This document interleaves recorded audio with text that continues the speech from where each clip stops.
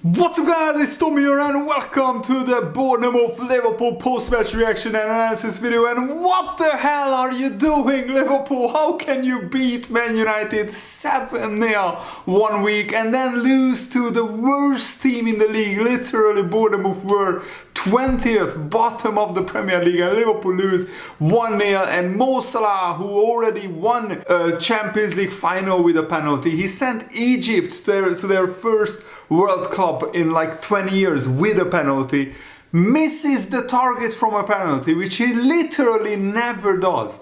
Mo Salah never missed the target from the penalty spot until this game where it was 1-0 Bournemouth, and if Salah scores that penalty, probably Liverpool gets so much confidence and such a boost that we go on to win the game. And I don't blame Salah for this defeat because, as I said, he's ice cool, he's very reliable, so I would give Salah all the penalties that Liverpool get. But maybe that's the problem. Liverpool didn't get a penalty this season until this game. Liverpool had like 26 games in a row in the Premier League with 0 penalties given against, for Liverpool, I mean, against the opposition of Liverpool. And Salah maybe was rusty, but I'm sure that he practices penalties. And now Liverpool have dropped 24 points against teams who Liverpool on an average season, even like we beat like half of them. Let me list the teams, and by the way, this was the 3rd time Liverpool lost to a bottom of the table side this season. We lost to Nottingham Forest when they were bottom of the league, we lost to Leeds United when they were bottom of the league, and we lost to Bournemouth, who are bottom of the league. So I will be honest, and I will be brutally honest, guys, Liverpool don't deserve Champions League football. You can't be so inconsistent. You can't win just 3 games away from home in the Premier League and expect to get top 4. And this crop of players are done for. The Man United result was an anomaly, a freak result in terms of Liverpool against a high pressing side where there is loads of space to counter-attack. Liverpool usually thrive, and we can of course win and score a lot of goals. But against low block teams like Brentford, Bournemouth, Fulham, Nottingham Forest, Brighton, Wolves, Palace, Crystal Palace and Leeds United, I listed these like 8 teams, 24 points that Liverpool dropped against these sides. That's literally a title challenge if you just win these games. Maybe you can count the Brighton result out because Brighton are actually fantastic, and Fulham as well. But still, against the other sides, Leeds United, Crystal Palace, Wolves, Nottingham Forest, Bournemouth, even like Brentford are having an amazing season. But even these teams, I mean, we should be beating teams like Bournemouth and Nottingham Forest and Leeds United. No disrespect to them, but they are flirting with relegation. They are in a relegation dogfight. Bournemouth, up until like the 80th minute, didn't even have a shot in the second half. Liverpool at one point had 87% possession in the second half, and we just couldn't break down the low block of Bournemouth. And this Liverpool midfield lacks the creativity. We have 2 players in the Liverpool squad who can penetrate a low block, who can pick out passes that would, cause problems for such a deep-lying defense. Thiago and Naby Keita in top form. Thiago is injured and Naby Keita is not in the team because probably he's leaving Liverpool, and Jurgen Klopp wants to develop Harvey Elliott and Bajcetic, and that's all fine and well. But I didn't understand some of the substitutions. Why are we bringing on 37-year-old James Milner? I just don't understand. Henderson also has been a shadow of his former self. Also, the treatment of Fabio Carvalho is an absolute disgrace. I'm really annoyed now that Fabio Carvalho doesn't even get a proper run out. I mean, to bring him on with 5 minutes to go is an insult to him because he didn't do a lot wrong. Liverpool's worst midfield in probably 7 or 8 years, and Fabio Carvalho doesn't even get 10-15 minutes at the end of the games. That's really a disgrace. And Bajcetic wasn't as good as his usual self. Van Dijk's performance was absolutely atrocious for the Bournemouth goal. He just left Utara, who Bournemouth signed from Lorient, who are small, really small French town, a French team. They are in the top half of the French league, by the way, this season. But you know, that's a developing young player, and he ran rings around Liverpool's defense with his pace and enthusiasm and tenacity. And it looked like Liverpool just couldn't be bothered to work hard in this game. And that's literally the worst thing that I can say about the Liverpool team. That they can't be bothered, because the bare minimum that we expect from Liverpool players and a Liverpool team is to work their socks off, to absolutely give 100%. And some of the players, it looked like they just got frustrated by Bournemouth just defending and doing nothing in attack, really. But actually, Bournemouth, after the first 20 minutes where Liverpool created chance after chance after chance, but when we didn't score, Bournemouth grew into the game. And then in the second half of the first half, Bournemouth were the better team. Liverpool just stopped playing. And I don't know literally what happened, because, I mean, Jurgen Klopp didn't do anything. He didn't change any tactics. The Liverpool players just stopped playing football. They just stopped creating chances, and they let Bournemouth have the ball and run at them. And it looked like they just didn't want to be there. Yes, lunchtime kickoffs away from home are not ideal. Liverpool have to travel quite far down south to the south coast of England to play this game, and maybe the Liverpool players didn't fancy it. But then they shouldn't be in the Premier League. They shouldn't be at Liverpool. If you don't fancy a lunchtime kickoff, just get out of Liverpool and ask for a transfer to a league where they don't have lunchtime kickoffs. I mean, I'm absolutely baffled by this performance. And Liverpool are a mid-table side. Away from home, Liverpool are a top 4 team at home. There is such a big contrast and a vast, huge difference. And it shows that Liverpool have gone soft. In my opinion, Liverpool have gone soft, because if you can win at home, then you should be able to win away from home. Much, much more. I mean, you can't tell me that away from home Liverpool can win 3 games and lose like 5 or 6. At home, Liverpool have just 1 loss, I think, and that's it. So Liverpool are 3rd in the home table. 13 games played, 30 points collected.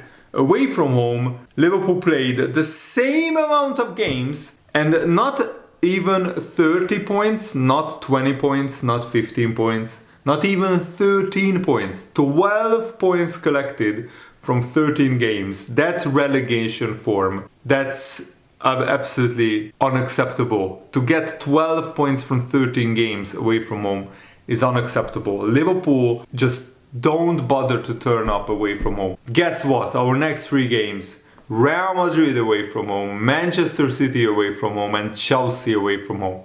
And then we play Arsenal at Anfield. So I think Liverpool probably will turn up for these big games, because we usually do turn up for these big games, and also teams that attack Liverpool have space to run into, and we could actually get some results against them teams. And weirdly, I'm actually more confident of beating somebody like Chelsea away from home than Bournemouth, because Bournemouth we just sit back, soak up the pressure, and hit Liverpool on the counter-attack. And these players just can't be bothered to break down a low block. And that's as much on Liverpool's recruitment team as it is on Jurgen Klopp. You can't absolve Jurgen Klopp of all the blame, because Jurgen Klopp sets up the team, sets up the tactics, and I didn't understand the top substitutions. Trent Alexander-Arnold is one of the best passers of the Liverpool team. Why are we substituting him for James Milner when Trent has the best crossing ability in this whole Liverpool squad? And if there is a weapon in Liverpool's arsenal to break down like low block teams, it's crossing into the box. And we also brought off Darwin Núñez, who is a great header of the ball. I don't understand why, because Darwin Núñez could have had actually a goal from a header, but he was offside, and the Salah penalty, I think, knocked any little confidence left out of Liverpool players, and we just huffed and puffed after that, and we just didn't do anything. And Also subbing on Diogo Jota for Harvey Elliott. That was actually a good decision in my opinion. Jota was really threatening and he had some good chances, even though the Bournemouth keeper saved everything. But to sub off Trent was not optimal. I would have subbed off Andy Robertson and I would have kept Trent on and maybe brought on Fabio Carvalho much earlier. He's also a more creative player. And without Thiago, Liverpool is absolutely lost when it comes to breaking down a low block team. It's really, really staggering how bad we are against low block teams. Also, Arthur is on the bench. He is fit and he never gets a game either. I understand that because he is on loan, so we won't be buying him, so there is no point developing him. But Fabio Carvalho, he's our player. Why is Jurgen Klopp giving him like 2 minutes at the end of the game? And also, before this game, Fabio Carvalho sat on the bench 4 times, and then in the previous, the other 2 games, he was not even in the squad, and then he sat on the bench against Wolves as well. He played 65 minutes against Wolves in an FA Cup game, which we won 1-0. That was his only start since the Man City game, where he actually scored. The first game, I think, back after the World Cup. Fabio Carvalho plays against Man City, he scores. And then he gets 1 start and then 2 minutes in like 15 games or something like that. Yeah, probably around 15 games. And Fabio Carvalho gets 1 start and 1 substitute appearance of 3 minutes. And that's it. And all the other games, Fabio Carvalho sits on the bench or doesn't even get into the squad. Somebody explained that to me. Of course, Liverpool have much bigger problems. And now this gives Newcastle, Tottenham, and even teams like Brighton, Fulham and Brentford and Chelsea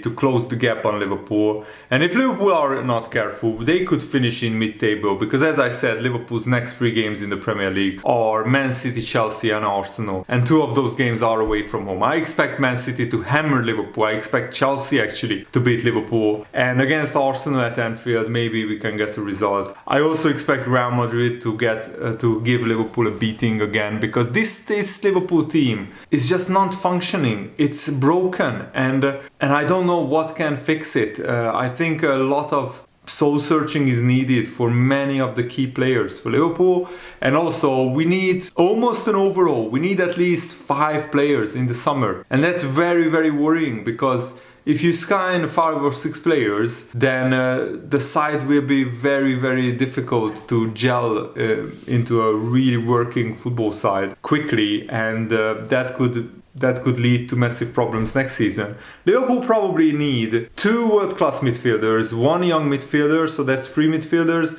Liverpool need a new centre-back, Liverpool need a new right-back to challenge Trent Alexander-Arnold.